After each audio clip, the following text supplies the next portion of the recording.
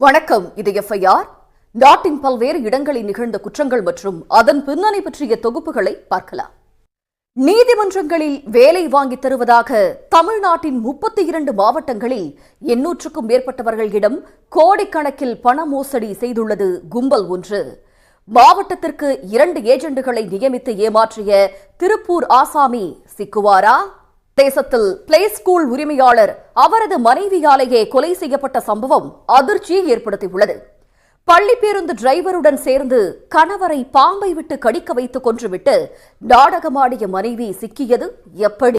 சென்னையில் அக்கா மகளுக்கு ஆபாச புகைப்படம் அனுப்பிய அரசு மருத்துவர் கைது செய்யப்பட்டுள்ளார்.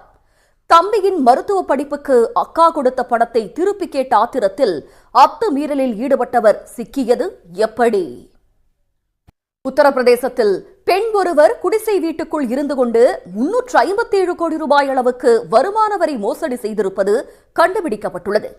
3000 பேரை பயன்படுத்தி வருமான வரித்துறையினரையே மிரள வைக்கும் அளவுக்கு மோசடியை அவர் அரங்கேற்றியது எப்படி? மும்பையில் போலி டிசிபி அதிகாரி உடையில் 15 ஆண்டுகளாக வலம் வந்து தொழிலதிபர்களை ஏமாற்றி கோடிக்கணக்கான பணத்தை சுருட்டியவர் கைது செய்யப்பட்டுள்ளார்.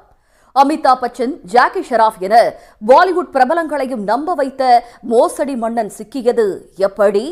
கோவை அருகே போலி தங்க கட்டியை கொடுத்து 7.5 சவரன் தங்க நகைகளை மோசடி செய்த ஆந்திர தம்பதி கைது செய்யப்பட்டுள்ளனர்.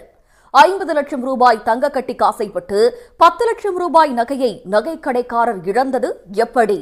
இத்துடன் எஃப்ஐஆர் நிறைவு பெறுகிறது. நன்றி, வணக்கம்.